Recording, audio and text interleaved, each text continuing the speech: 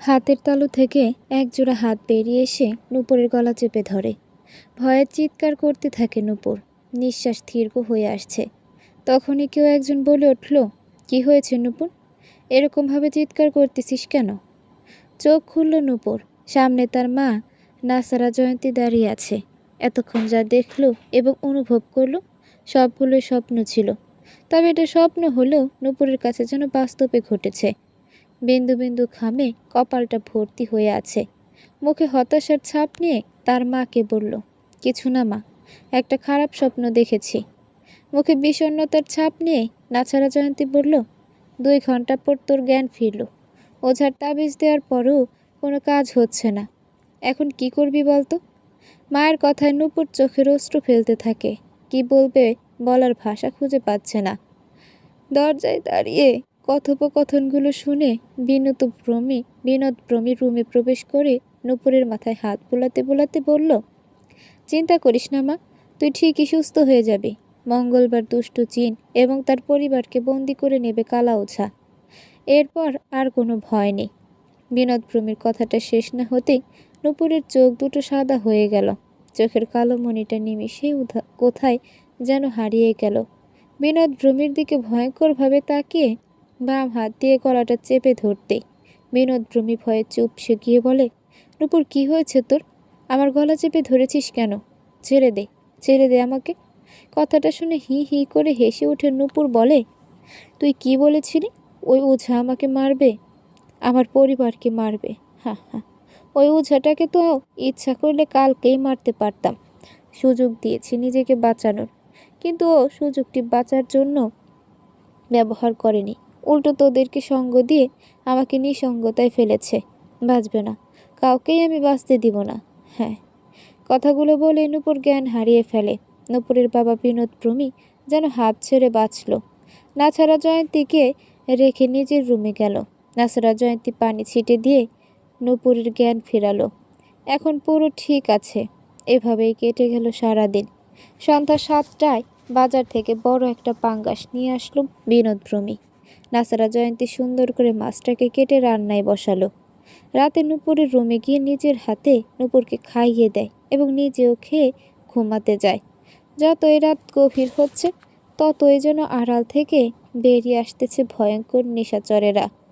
হুক্কা হওয়া শব্দে জঙ্গল থেকে বেরিয়ে আসছে শিয়ালের দল।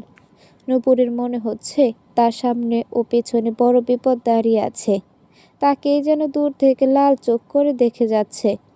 রাতটা একটু গভীর হতেই নূপুরের বন্ধ জানালাটা শব্দ করে খুলে গেল। হালকা শীতল বাতাসে তার শরীরের প্রতিটা লোম দাঁড়িয়ে গেল।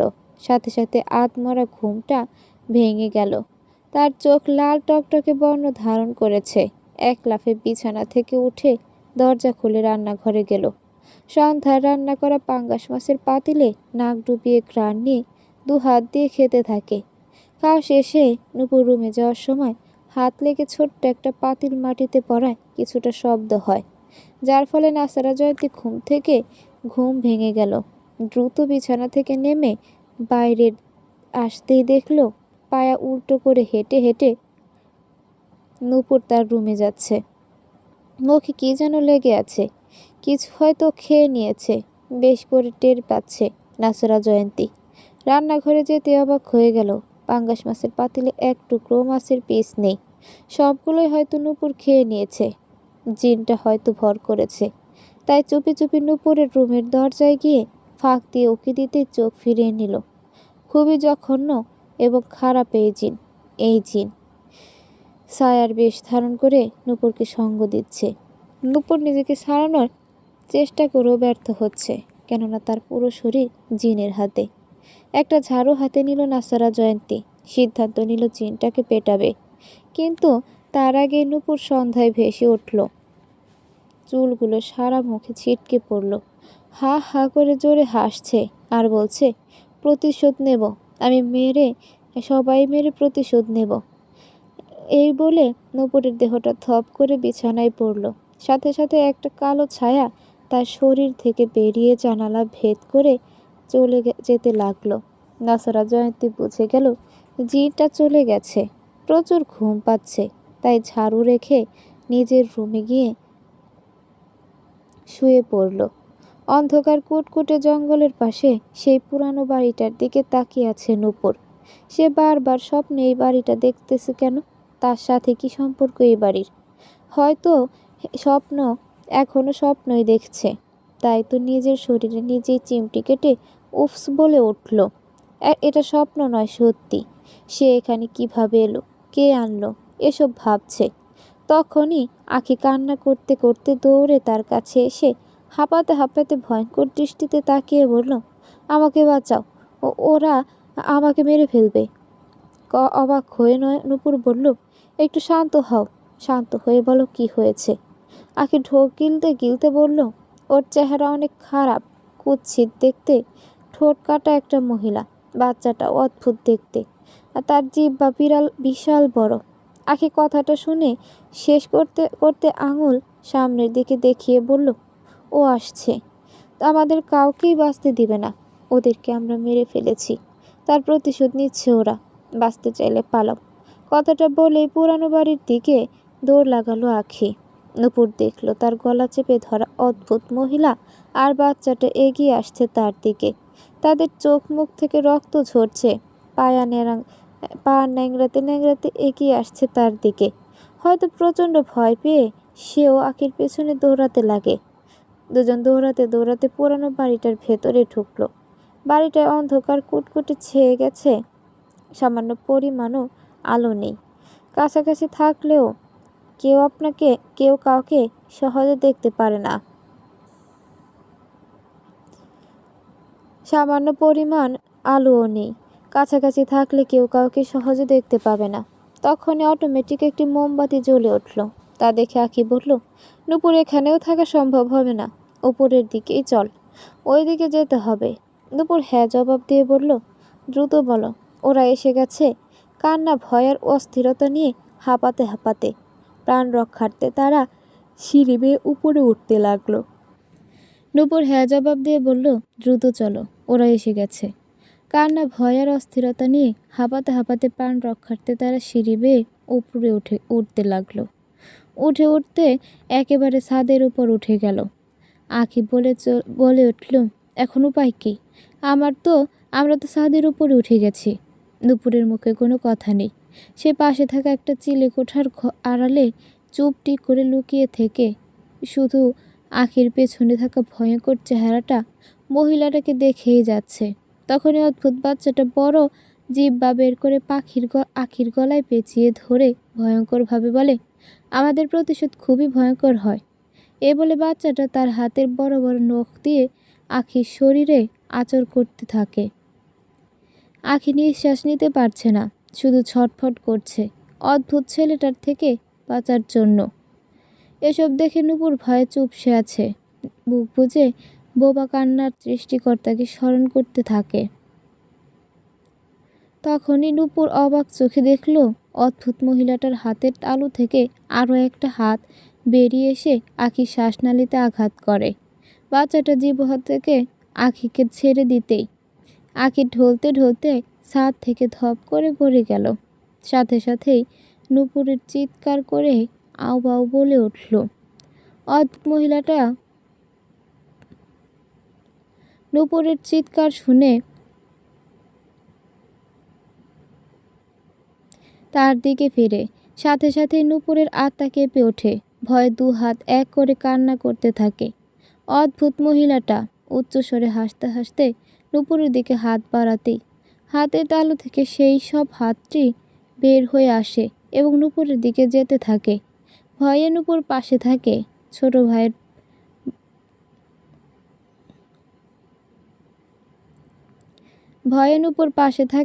ছোট ডাবের গাছটা চেপে ধরে। তখনই ফোনের রিংটনে তার ঘুমটা ভেঙে গেল। হাঁপাচ্ছে অনবরত। চারপাশে তাকিয়ে দেখল তার রুমে শুয়ে আছে। তাহলে কি এতক্ষণ স্বপ্ন দেখতেছিল? তখনই ডান হাতের মুঠো দেখতেই হতভম্ব হয়ে পালিয়ে গেল।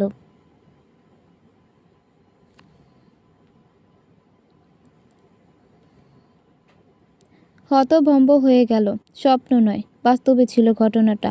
কেননা তার হাতের মুঠোয় শুকনো টবের গাছের কিছু লতাপাতা লেগে আছে। সে এসব ভাবছে। তখনই আবারও তার ফোনটা বেজে উঠল। ভাবনাটা একটু বেশি থাকায় এবারও ফোন রিসিভ করতে পারল না। স্ক্রিনে তাকিয়ে দেখে সকাল 6টা বেজে গেছে এবং রিয়ার নাস্তার থেকে 8বার কল এসেছে। রিয়ার নাম্বার থেকে 8বার কল এসেছে। সে প্রতিদিন ভোরের আজানের আগে উঠত, আর আজকে 2 ঘন্টা লেট। যাই হোক, রিয়ার নাম্বারে কল ব্যাক করলো। সাথে সাথে রিয়া রিসিভ করে কান্না করতে করতে যা বলল তা শুনে পুরাই হতভম্ব নূপুর। তাহলে সত্যি নূপুরের শব্দটা বাস্তব এবং সত্য ঘটনা। কেননা নূপুর ফোন করে বলল আখির মৃত্যু হয়েছে। কে বা কারা তাকে মেরেছে, রাস্তায় ফেলে রেখেছিল, তার নাকি ফুসফুসটা ছিঁড়ে দেওয়া হয়েছে। নূপুরের চোখে পানি। এই সব তার সাথে কি হচ্ছে কিছুই বুঝতে পারছে না। তখনই নজর পড়ল নিজের উপর। অলঙ্গ হয়ে বসে আছে বিছানায়। দ্রুত চাদরটা নিয়ে গোসল করতে গেল। গোসল শেষে আয়নার দিকে তাকালো। তার সুন্দর রূপ, যৌবন কয়েকদিনে কালো ঝরে লণ্ডভণ্ড হয়ে গেছে। শরীরের মাংস শুকিয়ে হাড় হাড্ডি বের হয়ে যাচ্ছে দিন দিন। মনে হচ্ছে আর 1 সপ্তাহ এরকমভাবে চলতে থাকলে কঙ্কালের বরণ ধারণ করবে তার শরীরে। আগে চোখে কাজল দিল নূপুর, এখন তার চোখে কাজল বেমানান। কেননা চোখের নিচে কালচে দাগ বসে যায়।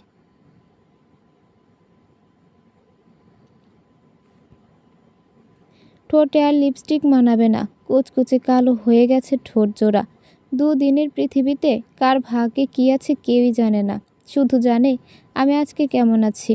নিজের চেহারা কথাগুলো ভাবতে ভাবতে চোখের অশ্রু বিসর্জন শেষে রেডি ভয় তার মাকে বলে দ্রুত আখির বাসার উদ্দেশ্যে রওনা দেয়।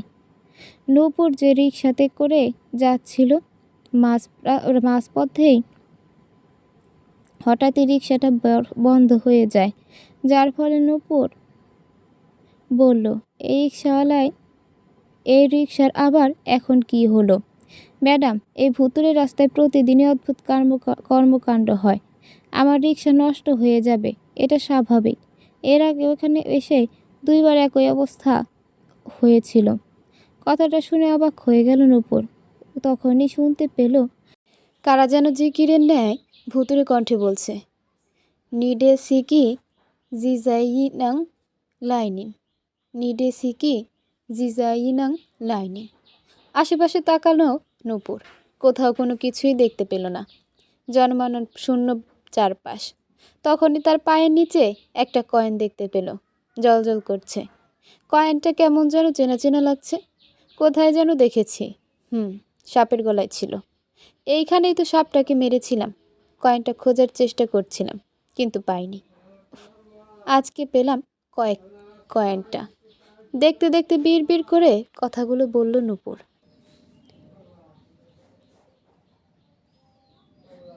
আজকে পেলাম কয়েনটা। দেখতে দেখতে বিড় করে কথাগুলো বলল নূপুর। আগে কয়েকদিন পর পর এই জায়গায় নূপুর, বন্যা, আখি এবং শ্রাবণী হেঁটে হেঁটে টাইম পাস করত। জায়গাটা খুবই প্রিয় ছিল তাদের কাছে। সময় পেলেই ছুটে আসে এবং টুকটাক ভিডিও করে। তবে তারা একদিন ঘুরতে এসে সাপ দেখতে পায়। সাপের মাথায় ছোট্ট একটা কয়েন।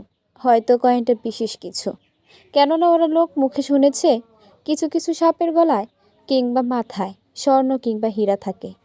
কয়েনটা জ্বলজ্বল করছে, সোনার কয়েন হবে হয়তো। এই ভেবে লাঠি দিয়ে সাপটাকে আঘাত করতে থাকে। সাপটা আকারে অন্য সাপের চেয়ে একটু বড় ছিল। জোরে ছটফট করতে করতে মরে যায়। তবে জোরে ছটফট করার কারণে কয়েনটা কোথায় যেন হারিয়ে যায়। কয়েনটাকে চোখ দিয়ে লক্ষ্যভেদ ভালোভাবে করতে পারেনি ওরা কেউই। তবে আশেপাশে অনেক খুঁজেছে, পায়নি। তবে দেখতে পেয়েছিল অন্য একটি সাপ জোরে ছুটতেছে। তা দেখে বন্যা বলেছিল, নূপুর, ওই দেখ আরও একটি সাপ। নূপুর বলল, দেখতেই তো পাচ্ছি। কি করবি, মারবি? বন্যা লাঠি নিয়ে এগিয়ে গিয়ে সাপটাকে আঘাত করতে করতে বলল, তো কি করবি? মনে হচ্ছে 2টি সাপের জোড়া, স্বামী স্ত্রী। একটারে মারলি অন্যটা চুপ করে বসে থাকবে না। সাপেদের চোখে সারা জীবন তোর মুখের প্রতিচ্ছবি ভেসে উঠবে, তোকে মারার জন্য পাগল হয়ে ঘুরবে। তাই দুটাকেই মেরে ফেলে উত্তম। বন্যার কথা শুনে ওরা তিনজন হ্যাঁ সম্মতি দিয়ে সাপটাকে মেরে ফেলল এবং দুইটা সাপকেই জঙ্গলের ভেতর মাটি চাপা দেয়। ঘটনা এখানেই থেমে থাকেনি। ওরা প্রতিদিন কলেজ শেষে এই জায়গায় এসে কয়েনটা খুঁজত। এভাবেই দিন যাচ্ছিল।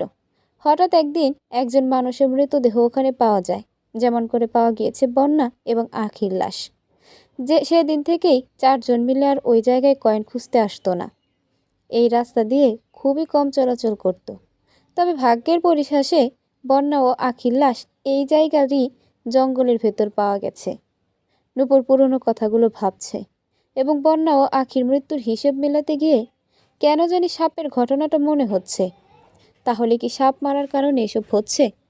না, কেমনে তা সম্ভব? নূপুরের ভাবনার মাঝে রিকশাওয়ালা বলল, ম্যাডাম, রিকশা ঠিক হয়েছে, উঠে বসুন। নূপুর হকচকিয়ে উঠল। জোরে হাঁপ ছেড়ে রিকশায় বসতেই এবার শুনতে গেল, নিডে সিকি জিজাইনাং লাইনিন নূপুর। নূপুর নিজের নামের স্লোগান শুনে রিকশা থেকে নামল। রিকশাওয়ালা হতভম্ব হয়ে বলল, কি হলো ম্যাডাম, নেমে গেলেন কেন? রিকশাওয়ালার কথায় নূপুর বলল, আচ্ছা, তুমি কি কিছু লোকের স্লোগান শুনতে পাচ্ছ? কই না তো ম্যাডাম। কান পেতে ভালো করে শুনে দেখো। নূপুরের কথায় রিকশাওয়ালা একটু জোর গলায় বলল, ধুর ম্যাডাম, কই কিছুই তো শোনা যায় না। ওঠেন, উঠে বসেন তো। নূপুর রিকশায় উঠল। তার কানে শব্দগুলো বারবার বাজতেছে। দূরের একটা বাড়ি থেকে কান্নার শব্দ ভেসে আসছে। ওইটাই আখির বাড়ি। রিকশা থেকে নেমে ভাড়া মিটিয়ে আখির বাসায় যেতেই দেখল শ্রাবণী দূরে দাঁড়িয়ে চোখের পানি মুছতেছে। আখির বাবা আইন শৃঙ্খলা বাহিনীর ঊর্ধ্বতন কর্মকর্তা, তাই পোস্টমর্টমের জন্য আখির লাশ নেওয়া হবে না। পাংখুং তরিকায় তাকে মাটি সাহিত করা হবে। ভিন্ন ভিন্ন ধর্মের ভিন্ন ভিন্ন তরিকা, তার মধ্যে মারমাদের বিলুপ্ত হওয়া পাংখুং তরিকা কম মানুষেই তা মেনে চলে। নূপুর এগিয়ে গেল আখির লাশের কাছে। চোখ থেকে টপ টপ করে পানি পড়ছে। কত শত মজা দুষ্টুমি করেছে, সবগুলো মনে ভাসতে থাকে। শ্রাবণী এগিয়ে এসে নূপুরকে জড়িয়ে ধরে কান্না করতে থাকে। আকাশে কালো মেঘ, বৃষ্টি আসবে হয়তো। সবাই বলছে দ্রুত লাশটাকে বুড়াইলে মানে কবরে শাহিত করো। যেহেতু পাংখুং তরিকায় নারী পুরুষ উভয়ই একসাথে বুড়াইলে মাটি চাপা দেয়। নারী পুরুষ উভয় মিলে লাশটাকে উঠিয়ে বুড়াইলের পাশে রেখে সিন্দুক বুড়াইলে পুরল এবং লাশটা রাখলো। ভাগ্যবশত বুড়াইলে নূপুর নেমেছিল লাশটাকে সাবধানে রাখার জন্য। তবে এইটাই যেন মহা ভুল হয়েছে নূপুরের জন্য। চিৎকার করে উঠল নূপুর। মৃত আখি নিজের হাত দিয়ে চেপে ধরেছে নূপুরের পা। নূপুর পাটা বের করার চেষ্টা করেও কিছুতে বের করতে পারছে না।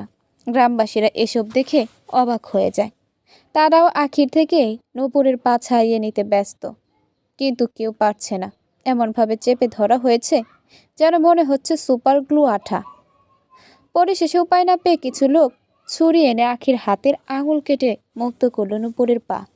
নূপুর বুড়াইল থেকে পাশেই দাঁড়িয়ে পড়ল। সবাই নূপুরের দিকে তাকাচ্ছে। নূপুর অস্বস্তি বোধ করলেও বুড়াইলে মাটি চাপা দিয়ে বাসার দিকে যেতে লাগলো। পথের মধ্যে শ্রাবণী এসে বলল, এসব কি হয়ে গেল আমি বুঝতে পারছি না। নূপুর কাঁপছে। একটু আগের অদ্ভুত ঘটনার খুবই ভয় পেয়েছে। ছোট আওয়াজে বলল, আমিও কিছুই বুঝতে পারছি না, হয়তো আমারও মৃত্যু ঘনিয়ে আসছে। শ্রাবণী বলল, এসব কেন হচ্ছে? কে মারতেছে? পুলিশেও তো কিছু করতে পারছে না। এইগুলোই হয়তো অদৃশ্য কারো কাজ। কথাটা শুনে শ্রাবণী কিছু বলতে চেয়েও কিছুই বলল না, লুকিয়ে ফেলল কিছু কথা। নূপুর আর চোখে শ্রাবণীর দিকে তাকিয়ে বলল, তুই কি আমার কাছ থেকে কিছু লুকাতে চেষ্টা করতেছিস? শ্রাবণী আমতা আমতা করে না জবাব দিল। নূপুর সেখান থেকে চলে আসলো বাসায়। দিন কেটে রাত হলো। বিকাল থেকে ঘন ঘন বমি আর মাথা ঘুরছে নূপুরের। প্রতি রাতের মতো আজকে হবাস করতে সুদর্শন পুরুষটা আসলো না। তবে রাত 1টার পর বাইরে থেকে কান্নার শব্দ আর কানে ভেসে আসছে তার। কান্নার শব্দের জন্য চোখে ঘুম আসছে না। বিছানার থেকে উঠতেই বুঝে পেল কান্নাটা তার বিছানার নিচ থেকে আসছে। কিছুটা ভয় ভয় পেয়ে বাল্ব জ্বালিয়ে বিছানা থেকে নেমে ধীরে ধীরে খাটের তলায় দেখল কিছুই নেই। কান্নাও বন্ধ হয়ে গেছে। আশেপাশে ভালোভাবে তাকিয়ে আবারও বিছানায় শুয়ে পড়ল। মিটমিট করে চোখে ঘুম আসছে। হঠাৎ করে অদ্ভুত কণ্ঠে ভেসে আসলো, নিডে সিকি জিজাইনাং লাইনিং, নিডে সিকি জিজাইনা লাইনিং। থেকে থেকে ভৌতিক স্বরে উচ্চারণ হচ্ছে শব্দগুলি। নূপুর বুঝতে পারছে না শব্দগুলোর মানে কি আর শব্দের ভাষাটাও কি। শব্দটা ওপর থেকে আসছে। সে উপরের দিকে তাকাতেই চোখ বড় বড় করে ফেলল। সেই অদ্ভুত মহিলা ফ্যানের উপর বসে তার দিকে ভয়ঙ্করভাবে তাকিয়ে আছে। সে কিছু বোঝার আগেই ঝপ করে মহিলাটা তার উপর ঝাঁপিয়ে পড়তেই নূপুর সাইড কেটে গড়িয়ে ফ্লোরে পড়ল। ঘাটের নিচ থেকে কেউ তার পা টেনে ভেতরের দিকে নিয়ে যেতে থাকে।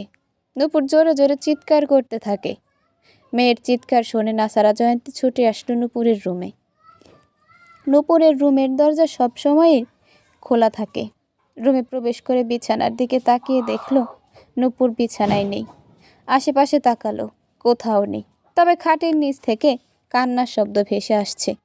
এগিয়ে গিয়ে খাটের নিচে তাকাতেই দেখল নূপুর গুটিসুটি মেরে বসে আছে। নূপুর চিৎকার করে বলছে, আসবে না, আমার কাছে একদম আসবে না। নাসারা জয়ন্তী বলল, আমি তোর মা, বেরিয়ে আয় নিচ থেকে। নূপুর মায়ের দিকে ভালোভাবে তাকিয়ে খাটের নিচ থেকে বেরিয়ে এসে নাসারা জয়ন্তীকে জড়িয়ে ধরল এবং একটু আগের ঘটনাগুলো খুলে বলল। নূপুরের কথাগুলো শুনে নাসারা জয়ন্তী বলল, সব ঠিক হয়ে যাবে, ঘুমিয়ে পড়ো এখন। নূপুর মায়ের সঙ্গ পেয়ে কান্না করতে করতে ঘুমিয়ে গেল। সকাল হলো। নাসারা জয়ন্তী এবং বিনোদ ভ্রমী কালা ওঝার বলা গোলাপ ফুল, 2টা কলা, যুবক সারের প্রস্রাব, যে কোনো মেয়ের আশিকের তোড়া এবং নূপুরের প্রস্রাব সবগুলো আগেই রেডি করে রেখেছিল। আজকে ভালোভাবে চেক করে নূপুরকে নিয়ে কালা ওঝার আস্তানায় গেল। অন্ধকার রুমে কালা ওঝার চোখ দুটো লাল বর্ণ ধারণ করে বসে আছে। নূপুরকে সামনে বসিয়ে সবগুলো জিনিস সামনে রাখলো। কালা ওঝার মতিগতি আজকে ঠিক লাগছে না নাসারা জয়ন্তীর। নূপুরের গায়ে হাত দিচ্ছে বারবার। নূপুর সহ ওরা অস্বস্তি বোধ করলেও মেনে নিল কিছুক্ষণের জন্য। বেশ কিছুক্ষণ কালো ওঝা কী সব অদ্ভুত আজগুজুবি কাজ করে বিদায় দিল ওদের। ওরা কালা ওঝার আস্তানা থেকে বেরিয়ে সামনে থাকা বট গাছটার ওদিক দিয়ে গাড়ির নিকট যাচ্ছে। তখনই নূপুর সাদা পাঞ্জাবি পরা একটা ছেলেকে দেখতে পায়। ছেলেটা খুবই চেনা জানা, তাই এগিয়ে গিয়ে বলল, আরে নয়ন না? ছেলেটা তার দিকে তাকিয়ে বলল, নূপুর যে, কেমন আছিস? ভালো, তোর কি খবর? এই ভূত জিনের সাথে চলছে দিন। তুই এখানে কেন? নূপুর অস্বস্তিকর ভাব নিয়ে বলল, কালা ওঝার কাছে গিয়েছিলাম একটা সমস্যা নিয়ে, এখন বাসায় যাচ্ছি। নূপুরের কথা শুনে নয়ন অবাক হয়ে বলল, কি বলতেছিস? কালা ওঝার দেখা কেমনি পাবে? উনি তো গতকাল রাতেই মারা গেছে। নয়নের কথাগুলো শুনে হতভম্ব হয়ে তার দিকে নূপুর সহ তার পিতামাতা তাকালো। নূপুর বলল, কি বলছিস? একটু আগেই তো ওনার সাথে ওই বাড়িতে দেখা ও কথা বলে আসলাম। নয়নের পাশে আরও কয়েকজন ছেলে আছে।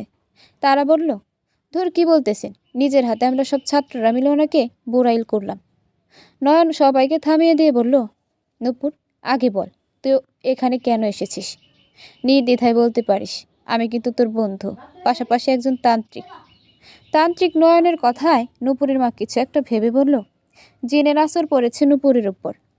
নূপুরের মায়ের কথাটা শেষ হতে না হতেই নূপুর মাটিতে বসে বমি করতে লাগলো। নয়ন অপলক দৃষ্টিতে নূপুরের বমি করা দেখছে। নূপুরের মা নূপুরকে সামলে রেখে পানি এগিয়ে দিল। নূপুর ক্লান্তকরভাবে দাঁড়ালো। নয়ন এগিয়ে গিয়ে নূপুরকে বলল, তুই কি প্রেগনেন্ট? নূপুর হতভম্ব হয়ে বলল, কি বলতেছিস? আমার বিয়েই হয়নি এখনো।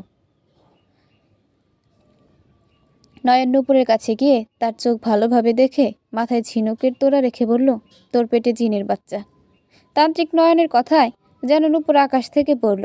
কিছুটা ভয় পেয়ে অনিচ্ছাকৃতভাবে মুচকি হেসে বলল, তোর পেটে জিনের বাচ্চা? তান্ত্রিক নয়নের কথায় যেন নূপুর আকাশ থেকে পড়ল। কিছুটা ভয় পেয়ে অনিচ্ছাকৃতভাবে মুচকি হেসে বলল, ধুর পাগল, কি বলছিস? তুই আমার সাথে ফান করছিস তাই না?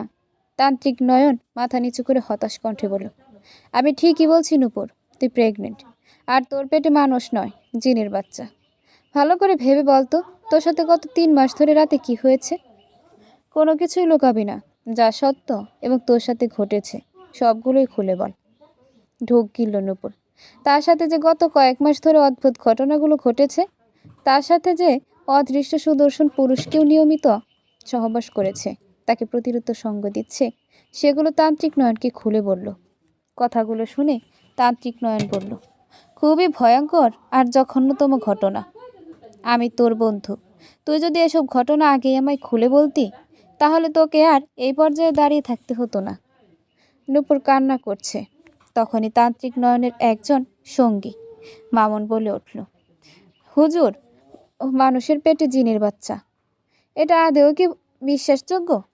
মুচকি হাসল তান্ত্রিক নয়ন, বলে উঠল, মনে করো তোমার শরীরটাকে ব্যবহার করে জিনটা সহবাস করেছে। কথাটা শুনে মামুন বলল, এটা তো ভেবে দেখিনি। নয়ন বলল, চতুর্দিকে ভাবতে হবে। নূপুরের মা এগিয়ে এসে কান্না ভেজা চোখে নয়নকে বলল, বাবা, আমার মেয়েটা কি আর স্বাভাবিক জীবনে ফিরতে পারবে না?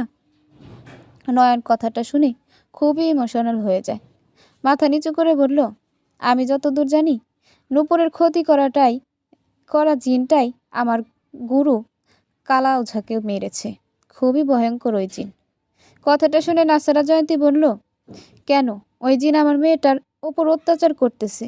কি করলে ছেড়ে দিবে, তুমি কি জানো? কথাটা শুনে নয়ন ওদেরকে নিয়ে কালা ওঝার আস্তানায় গেল। ওখানে যেতেই নূপুর এবং তার পিতামাতা অবাক হয়ে গেল। একটু আগে এখানে সবকিছু পরিপাটি ছিল, সামনে বসা ছিল কালা ওঝা, কিন্তু এখন সবকিছু অগোছালো হয়ে আছে। কালা ওঝার বসার জায়গায় রক্তের ছিটে ফোটা। তাদের নিয়ে আসে জিনিসগুলো আশেপাশে ছড়িয়ে ছিটা। নয়ন ওদেরকে অবাক হওয়া দেখে বলে উঠল, নূপুর, অবাক হয়ে আছিস যে? নূপুর কাপা গলায় বলল, আসলে যখন আমরা আসছিলাম তখন এই জায়গাটা তো খুবই পরিপাটি ছিল, এখন এই অবস্থা কে করলো? নয়ন ঠোঁটের কোণে হাসি নিয়ে বলল, আমার মনে হয় একটু আগে তোমরা যা দেখেছ সবগুলো ওই জিনটার কারসাজি, যে তোমাদের বোকা বানাচ্ছে। নূপুরের হ্যাঁ সম্মতি দিল। নয়ন নূপুরকে একটা পাটিতে বসিয়ে ঝিনুক তার মাথায় ঠেকিয়ে বিড় করে মন্ত্র পড়তে থাকে। হঠাৎই ঝিকুনি দিয়ে ওঠে নূপুর। মাথা নিচু করে এদিক ওদিক চোখ বড় বড় করে তাকিয়ে বলল, আমাকে এখানে রেখেছিস কেন? নয়ন কিছুক্ষণ চুপ থাকার পর বলল, আগে বল, নূপুরকে ডিস্টার্ব করতেছিস কেন? নূপুর পাগলের মতো হাসছে। হাসি থামিয়ে কান্নাকাটি শুরু করে দেয়। কান্না থামিয়ে বলে, ওকে আমার ভালো লাগে। নয়ন তীক্ষ্ণ দৃষ্টিতে তাকিয়ে বলে, ভালো লাগে ভালো কথা, মেয়েটার যে অবস্থা করেছিস তার জন্য এই জীবন নিয়ে বাঁচাই মুশকিল। হেসে ওঠে নূপুর, রাগী লোক নিয়ে বলে, তাকে মারতেই তো এসেছি। নিডে সিকি জিজাইনাং লাইনিন, নিডে সিকি জিজাইনাং লাইনিন নূপুর। হা হা। নয়ন মুচকি হেসে বলল, যতই চাইনিজ ভাষায় নূপুরকে মারা হুমকি দেশ না কেন, অন্য কেউ না বুঝলে ওই নয়ন বুঝে। আচ্ছা, মেয়েটাকে ভালোবাসিস ভালো কথা, মারতে কেন চাস? কান্না শুরু করে দিল নূপুর। মুখে শয়তানের হাসি নিয়ে বলল, আমার স্ত্রীর সন্তানকে মেরে ফেলেছে ওরা সবাই। সন্তানকে নিয়ে সাপ হয়ে আহারের খোঁজে জঙ্গলের ধারে গিয়েছিল আমার স্ত্রী, আর ওরা লাঠি দিয়ে রক্তাক্ত করেছিল ওদের। আমি এর প্রতিশোধ নেব। প্রতিনিয়ত আমার স্ত্রী সন্তানদের রূপে আমি তিলে তিলে কষ্ট দিয়ে মারব সবাইকে। যে বাধা দিতে আসবে তাকেও কালা ওঝার মতো ভ্যানিশ করে দেব। নয়ন কিছুটা রাগান্বিত হয়ে বলল, প্রতিশোধ নিতে মেরে ফেলতি নূপুরকে, ওর বান্ধবীদের মতো ওকেও শেষ করে দিতি। তা না করে দিনের পর দিন শারীরিক যন্ত্রণায় মেয়েটাকে কষ্ট কেন দিচ্ছিস? নয়নের কথায় চুপ করে আছে নূপুর। নয়ন প্রশ্নটা আবার করল। নয়নের কথায় নূপুর রাগান্বিত হয়ে বসা থেকে উঠে নয়নকে জোর হাতে ঠাস করে একটা থাপ্পড় দিয়ে বলল, ওর পেটের বাচ্চাটাকে আমি নিয়ে যাব। লাল টকটকে মগজটা স্ত্রী সন্তানের নামে উৎসর্গ করে ওদের আত্মাটাকে সান্ত্বনা দিব। যদি কেউ বাধা দিতে আসে তাকে শেষ করে দেব। নয়ন থাপ্পড় খেয়ে অবাক না হয়ে মুচকি হাসল। এরকম থাপ্পড় তান্ত্রিক ওঝা কবিরাজদের কাছে কিছুই নয়। একটু ভুল হলেই জিনের এইরকম পানিশমেন্ট খেতে হয়। তখনই নূপুর ধপ করে জ্ঞান হারিয়ে নিচে লুটিয়ে পড়ল। নয়ন পানি ছিটিয়ে নূপুরের জ্ঞান ফেরালো। ধীরে ধীরে চোখ খুলে উঠে বসলো নূপুর। নয়ন পানির গ্লাস এগিয়ে দিল তার কাছে। নূপুর পানির গ্লাস হাতে নিয়ে ঢক ঢক করে খেয়ে বলল, কি হয়েছিল আবার? নয়ন ছোট স্বরে পাঞ্জাবির পকেটে হাত দিয়ে একটা তাবিজ বের করে ফু দিল এবং নূপুরের দিকে এগিয়ে দিয়ে জবাব দিল, না কিছুই হয়নি। শোনো, যতই ঝড় তুফান আসুক না কেন, এই তাবিজটি সবসময় নিজের সঙ্গে রাখবে। মনে করো, তোমাদের বিল্ডিং ভেসে চুরমার হচ্ছে, অথচ ভাঙছে না। জানালার ধার থেকে কেউ তোমাকে ডেকে ডেকে বলছে, আমি তান্ত্রিক নয়ন বলছি, তাবিজটি খুলে ফেলো। তবুও তাবিজটি কখনোই খুলবে না। নূপুর হ্যাঁ জবাব দিল। নয়ন চুপি চুপি নূপুরের থেকে তার বেঁচে থাকা শ্রাবণীর বাসার ঠিকানা নিল। নূপুর চলে যাওয়ার আগেই নয়নকে বলল, আচ্ছা, কালকে আখির মৃতদেহটা আমার পা কিভাবে ধরলো বুঝতেছি না। সে তো মারা গেছে। সে মারা গেছে তাতে কি? তোমাদের উপর বদনজর দেওয়া জিনটাই বেঁচে আছে। সবগুলোই তার কুকর্ম। খাপসা জিন বলে এসব জিনদের। বউ মারা যেতেই তোকে পছন্দ করে বসেছে। নূপুর কিছু না বলে মাথা নিচু করে বসা থেকে উঠে নয়নকে টাকা এগিয়ে দিল। নয়ন মুচকি হেসে বলল, টাকা লাগবে না, তুই দ্রুত বাসায় যা। নূপুর জানে নয়ন এক কথার মানুষ, তাই জোরাজুরি না করে পিতামাতাকে নিয়ে নিজের বাসার দিকে যেতে লাগলো। ওরা যে গাড়ি করে বাসায় যাচ্ছিল, মাঝ রাস্তায় একটা শুনশান বড় গাছ তাদের গাড়ির সামনে ভেঙে পড়ে। ভাগ্যিস একটুর কারণে ওরা সবাই বেঁচে গেছে।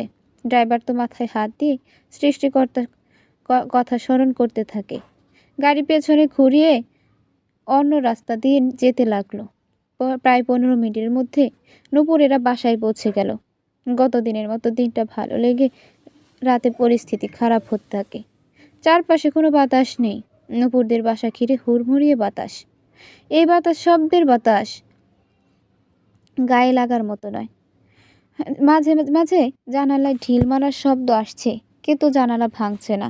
ছাদে কারো দৌড়ানির থপ থপ শব্দ হচ্ছে। তান্ত্রিক নয়নের কথায় সেদিকে নূপুরের নজর না দিয়ে নিজেদের মতো চলাফেরা করতে থাকে। খাওয়া দাওয়া শেষে নূপুর যখন ঘুমিয়ে পড়ে, সে অনুভব করে তার জানালার আড়ালের দুটি লাল চোখ তার দিকে এক দৃষ্টিতে তাকিয়ে আছে। সেদিকে মনোযোগ না দিয়ে জানালার ধারে গিয়ে জানালা বন্ধ করবে, তখনই অনুভব করলো তার পেছনে কেউ দাঁড়িয়ে আছে। পেছনে তাকিয়ে দেখল কেউ নেই। মুচকি হাসল নূপুর। জানালা বন্ধ করে ঘুমানোর প্রস্তুতি নিল। রাত যখন 1:30, চারপাশে স্তব্ধতা নেমে এসেছে। সবাই ঘুমের ঘোরে আচ্ছন্ন। তবে নিশাচর লাল চোখওয়ালা অবয়বদের চোখে ঘুম নেই। মানুষদের ফাঁদে ফেলানোর ফাঁদ আটতেছে। কেউ বা বড়শিতে টাকা টোপ ফেলছে, আবার কেউ বা পেছন পেছন ঘুরে শরীরে ঢোকার, তবে রক্ত খেকোরা মন্ত্রের বশীকরণ প্রবলে। দুষ্টু শয়তান জিনেরা স্বপ্নের ঘোরে স্বপ্নদোষ কিংবা মানুষের শরীর নিয়ে ফাঁদে ফেলে শারীরিক খিদে মেটাচ্ছে। নূপুরের প্রচুর বাথরুমের প্রয়োজন ঘুম ভাঙালো। ঘুম থেকে উঠে বাল্ব জ্বালিয়ে বাথরুমে গেল। তখনই মাথায় আজ খুবই চিন্তাধারা নাড়া দেয়। কমোডের উপর বসতেই লক্ষ্য করলো একটা লোমে ভরা হাত কমোডের ভেতর থেকে ধীরে ধীরে বেরিয়ে আসতেছে। তা দেখে রীতিমতো ভয়ে চিৎকার করে দাঁড়াতেই দেখলো হাতটা আর নেই। তবে তার খুব যেন ভয় করছে। এদিকে খুব জোরে বাথরুমও পেয়েছে। এমত অবস্থায় কি করবে কিছুই বুঝতেছে না। মাকে ডাকবে? তা না হলে সব শেষ হয়ে যাবে। এই ভেবে তার মায়ের রুমে গিয়ে ডাকতে লাগলো তার মাকে। মেয়ের ডাক শুনে তার মা নাছারা জয়ন্তী বের হয়ে আসলো। নূপুর তাকে সব কিছু খুলে বলল। এমত অবস্থায় নাসরা বেগম দাঁড়িয়ে রইল বাথরুমে। নূপুর দ্রুত নিজের প্রয়োজন মিটিয়ে নাসরা জয়ন্তীকে তার রুমে পাঠিয়ে দিল। নিজেও শোয়ার প্রস্তুতি নিল। তখনই লক্ষ্য করলো জানালাটা খোলা রয়েছে। হালকা করে বাতাস ঢুকছে রুমে। অবাক হয়ে জানালার ধারে গেল নূপুর। সে তো জানালা বন্ধ করেছিল। খুলল কে? মা খুলেনি তো? নাকি শয়তান জিনটা? সে এসব ভাবছে। তখনই ফিসফিস শব্দে ভেসে এলো, নিডে সিকি জিজাইনাং লাইনিন নূপুর। হা হা হা। নূপুর বাইরে আশপাশটা কৌতূহলবশত দেখতে লাগলো। নিচের দিকে চোখ যেতেই চোখ দুটো ছানাবাড়া হয়ে গেল। তান্ত্রিক নয়ন অর্ধ শরীরে বিকৃত মুখ নিয়ে তাকিয়ে আছে নূপুরের দিকে। চোখগুলো নীল বর্ণে ধারণ করা। পায়ের তালু আছে পা নেই, হাঁটু আছে কোমর নেই, পেট আছে বডি নেই, মাথা আছে গলা নেই। এমন বিকৃত চেহারা দেখে জ্ঞান হারিয়ে থপ করে ফ্লোরে পড়ে গেল নূপুর।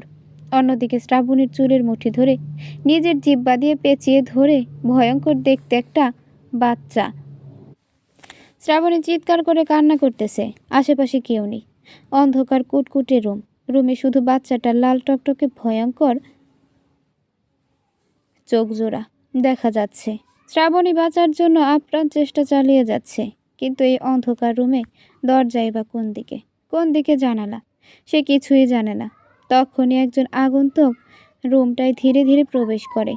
আগন্তুকটা রুমটায় প্রবেশ করতে আলো জ্বালিয়ে ওঠে।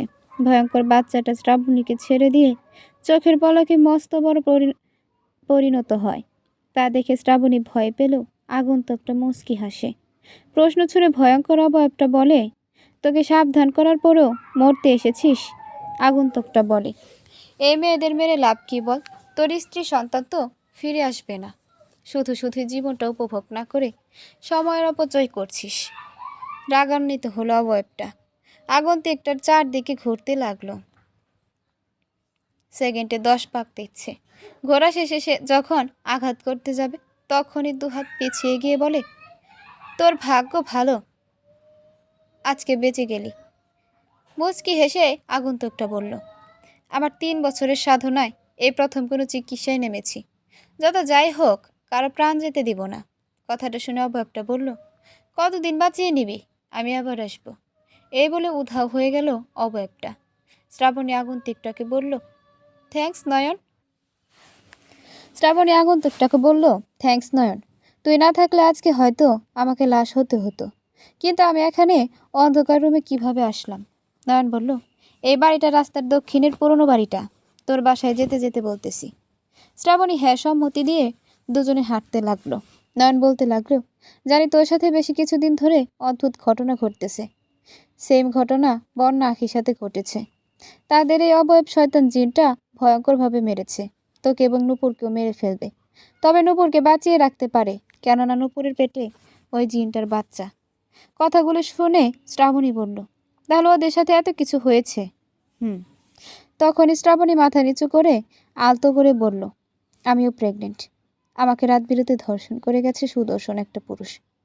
নয়ন অবাক স্বরে বলল, ও, আর ওই সুদর্শন পুরুষটাই হচ্ছে ভয়ঙ্কর অবয়ব জিনটা। আমি যতদূর বুঝলাম, যৌন লালসা আছে ওই জিনের। না জানি কত পুরুষের রূপ ধারণ করে কত মেয়েকে জিনের শিকার বানিয়েছে। তবে এখন বেশি দিন বাঁচতে পারবে না, কালকে ওর ভয়ঙ্কর মৃত্যু দেব। কথাটা শুনে শ্রাবণী স্বস্তির নিঃশ্বাস ফেলে বলল, আমি পুরানো বাড়িটাই কিভাবে গেলাম? তুই বা এখানে কেন?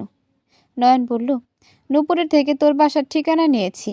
আমি জানি তোর সাথে খারাপ কিছু হতে যাচ্ছে আজকে, তাই তো তোর বাসার সামনে রাত 12টার থেকে দাঁড়িয়ে আছি। হঠাৎই দেখলাম ঘুমে আচ্ছন্ন হয়ে চোখ বুজে তুই নিচে নেমে রাস্তা দিয়ে যাচ্ছিস। আমিও পেছন পেছন গেলাম। শ্রাবণী অবাক হয়ে বলল, এই জিনটাই হয়তো নিয়ে এসেছে। নয়ন হ্যাঁ জবাব দিয়ে বলল, চলে এসেছি, তুই বাসায় যা। তুইও আয়। না, আমার কাজ আছে। এই তাবিজটি নিজের সাথে রাখ। এই বলে বলে নয়ন শ্রাবণীকে একটা তাবিজ দিয়ে হনহনিয়ে রাস্তা দিয়ে হেঁটে হেঁটে কোথায় যেন যেতে লাগলো। প্রতিদিনের মতো ভোরের আজানে নূপুরের ঘুম ভাঙল। ফ্লোরে শুয়ে আছে। তখনই মনে পড়ল কালকে রাতের তান্ত্রিক নয়নের ভয়ঙ্কর অর্ধ চেহারাটা। শরীর শিউরে উঠল নূপুরের। গায়ে কাটা দেওয়ার মতো দৃশ্য ছিল। তবে অন্য দিনের মতো গোসল করার মতো কিছুই হয়নি তার সাথে। টেবিলের উপরের ফোনটা বেজে উঠল। দ্রুত ওখানে গিয়ে ফোনটা হাতে নিয়ে স্ক্রিনে তাকিয়ে দেখল নয়নের নাম্বার। রিসিভ করতে ওদিক থেকে নয়ন বলল, নূপুর আঙ্কেল আন্টিকে নিয়ে কালা ওঝা রাস্তায় চলে আয়। আসার পথে শ্রাবণীকে নিয়ে আসবি। নূপুর আচ্ছা বলে ফোন রেখে দিয়ে দ্রুত রেডি হয়ে তার মা বাবাকে নিয়ে শ্রাবণীর বাসায় গিয়ে তাকে উঠিয়ে কালা ওঝার আস্তানায় গেল। অন্ধকার রুমে তান্ত্রিক নয়ন চোখ বুজে বসে আছে। মুখ নড়ে বিড় করে এসএম পাঠ করছে। পাশ ঘিরে বসে আছে তার কিছু তান্ত্রিক বন্ধু। সামনে সাজানো আছে আগুনের কুণ্ডুলি। ধাউ ধাউ করে আগুন জ্বলছে। সূর্যের আলোকরশ্মি যেন রুমে প্রবেশ করতে না পারে, তাই সমস্ত দরজা জানালা বন্ধ করা হয়েছে। নূপুরেরা আসলে মামুন গিয়ে দরজা খুলে দিল। ওরা রুমে এসে তান্ত্রিক নয়নের পাশ ঘিরে বসে। মামুন ইশারায় নূপুরকে আগুনের কুণ্ডলীর সামনে বসতে বলে। নূপুর নিজের সৃষ্টিকর্তাকে স্মরণ করে বসে পড়ল। মামুন ও নূপুরের পাশে বসেছে।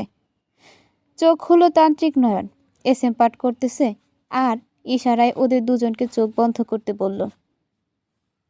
ওরা দুজনে চোখ বন্ধ করলো। তান্ত্রিক নয়ন ডান হাতে কঙ্কালের হাড় নিয়ে মন্ত্র উচ্চারণ করতে শুরু করলো।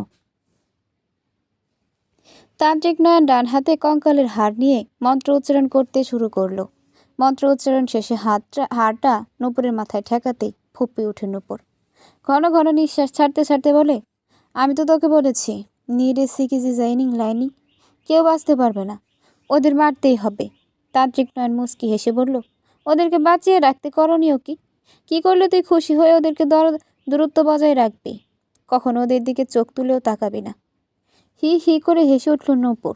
বলে উঠল, আমি না হয় ছোট শর্তে ছেড়ে দেব, কিন্তু আমার স্ত্রীর পরিবারের লোকজন কি ওদের ছেড়ে দেবে? কখনোই দেবে না। কথাটা শেষ হতেই মামুন বাদ দিয়ে তান্ত্রিক নয়নের সমস্ত বন্ধুরা একযোগে বলে উঠল, আমরা ওদেরকে মুক্ত করে দিয়েছি। কথাটা শুনে নূপুর দাঁত খিঁচছে। দাঁত দিয়ে কিরবির করতে করতে বলল, না, আমি কখনোই ওদেরকে ছেড়ে দেব না। আমার স্ত্রী সন্তানের মৃত্যুর প্রতিশোধ নেবই। তান্ত্রিক নয়ন ঠান্ডা মাথায় বলল, দেখ, আমি যতটা শান্ত স্বভাবের আবার ততটাই ভয়ঙ্কর। আমি জানি তুই যৌন খিদের কারণে এদেরকে ব্যবহার করতেছিস। যদি এদের ছেড়ে না দিস তাহলে বেঁচে ফিরতে পারবি না। হি হি করে হাসল নূপুর। কর্কট কণ্ঠে বলল, তুই হয়তো জানিস না, জিনের বাদশা নামে একজন আছে। সে যদি জানে তাহলে তোর সহ তোর পরবর্তী প্রজন্মকেও ছেড়ে দিবে না। তখনই মামুন কর্কট কণ্ঠে বলে উঠল, তোর মতো জিনের দরকার নেই। জিন জাতির কলঙ্ক তুই।